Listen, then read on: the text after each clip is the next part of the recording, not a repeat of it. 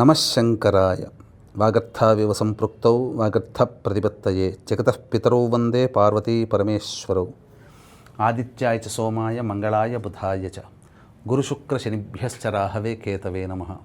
శృంగేరి జగద్గురు పీఠాధిపతులకి కంచి పీఠాధిపతులకి నమస్కారములు తెలియచేసుకుంటూ కార్యక్రమాన్ని ప్రారంభిద్దాం.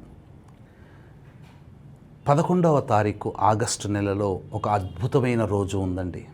అదే కృష్ణపక్షంలో వచ్చే చతుర్దశి తిథి మరియు మంగళవారము. వీటిని కృష్ణ అంగారక చతుర్దశి అని అంటారు. కృష్ణ అంగారక చతుర్థి వేరు, కృష్ణ అంగారక చతుర్దశి వేరు. ఇది అలభ్య పుణ్యతిథి అని అంటారు. అంటే దీపావళి ముందు వచ్చే ఆశ్వీజ కృష్ణ చతుర్దశి ఎంత ప్రభావవంతమైనదో అంతే సమానమైనటువంటిది ఈ యొక్క ఆగస్టు 11వ తారీఖు రోజున ఏర్పడే కృష్ణ అంగారక చతుర్దశి తిథి. ఈ రోజున ఎవరైతే కుజదోషముతో బాధపడుతున్నారో, వివాహమై సంతానము మిస్క్యారీ అవుతుందని బాధపడుతున్నారు, వివాహం కాక ఇబ్బంది పడుతున్నారు, కాలసర్పదోషంలో జన్మించినటువంటి వారు సమస్యలతో ఇబ్బంది పడుతున్నారు,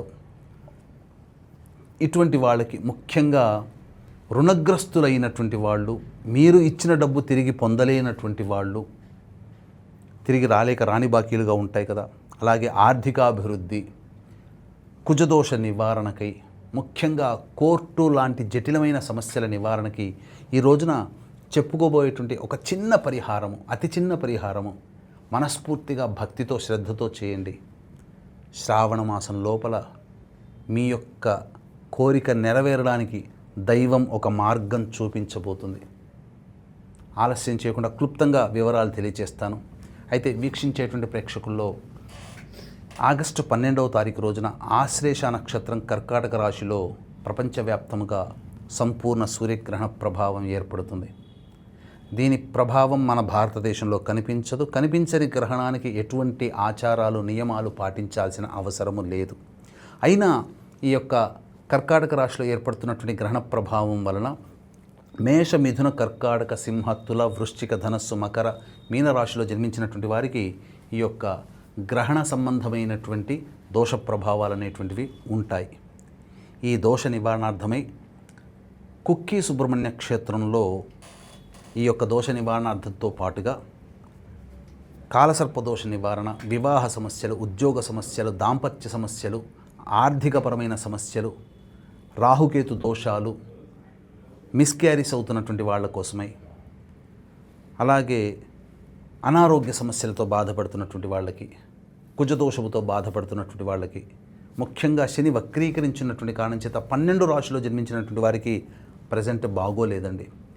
కాబట్టి శనిదోష నివారణ పూజలు, హోమాలు జరిపించి పూజ చేసిన కరుంగలి మాల ఇవ్వడం జరుగుతుంది. అవకాశం ఉన్నటువంటి వాళ్ళు 12వ తారీఖు రోజున కుక్కి సుబ్రహ్మణ్య క్షేత్రంలో జరిగే కార్యక్రమంలో రాత్రి 8 గంటల లోపల స్క్రీన్పై కనిపిస్తున్న నెంబర్కి కాంటాక్ట్ చేసి మీ గోత్రనామాదులు నమోదు చేసుకోవచ్చు. ఇక 11వ తారీఖు రోజున ఉదయాన్నే లేచి కాలకృత్యాదులన్నీ తీర్చుకొని చక్కగా ఆ యొక్క సుబ్రహ్మణ్య భుజంగ స్తోత్ర పారాయణం 11 సార్లు పఠించండి. తదనంతరం రుణ విమోచక అంగారక స్తోత్ర పారాయణాన్ని ఒక 27 సార్లు పఠించండి. లక్ష్మీ నృసింహకరావలంబ స్తోత్రాన్ని 8 సార్లు పఠించండి. ఇంతకుముందు చెప్పిన సమస్యల్లో ఉన్నటువంటి వాళ్ళు ఈ యొక్క విధానాన్ని పాటించాలి.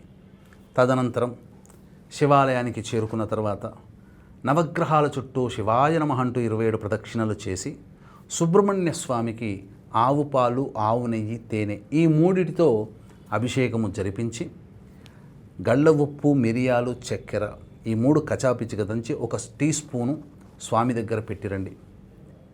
ఈ విధంగా చేసినట్లయితే సంపూర్ణముగా ఆ యొక్క సుబ్రహ్మణ్య స్వామి అనుగ్రహంతో ఇంతకుముందు మనం వివరించిన సమస్యలన్నీ కూడాను నివారణ అవుతాయి. ఇంకా జటిలమైన సమస్యలు ఉన్నాయి అనుకున్నటువంటి వాళ్ళు రావి చెట్టు కింద ప్రతిష్ఠించినటువంటి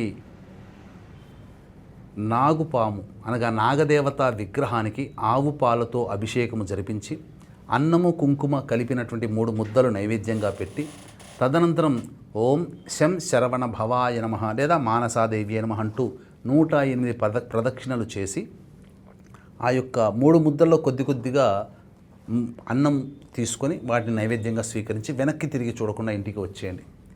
దీని ప్రభావం వలన జటిలమైన సమస్య ఏదైతే ఉంటుందో అది మీకు శ్రావణ మాసంలో కల్లా లైన్ క్లియర్ అవుతుంది. ఇక్కడ షడ్భాగంతు మనుష్యానాం సప్తభాగం దైవచింతనం. కాబట్టి 6 భాగాలు మనం పనిచేయాలి. 7వ భాగం దైవం తప్పకుండా మనల్ని అనుగ్రహిస్తుంది, ఒక మార్గం చూపుతుంది. ఆ మార్గం గుండా మనం ప్రయాణం చేసి విజయకేతనం ఎదురయ్యవచ్చు. కాబట్టి ఈ యొక్క కృష్ణ అంగారక చతుర్దశి రోజున ఈ విధంగా పాటించండి. అంతేకాకుండా ఈ రోజున సంవత్సరం అంటే అంతకుముందు రోజు సంవత్సరం వరకు కూడా 1 సంవత్సరం పాటు చేసినటువంటి పాపములన్నీ తొలగిపోవాలి అనంటే ఈ రోజున ఉదయం పూట ఆ సంబంధించినటువంటి 8 ఒత్తులని ఒక ఒత్తిగా చేసి దక్షిణ దిక్కులో నువ్వుల నూనెతో దీపారాధన చేయండి.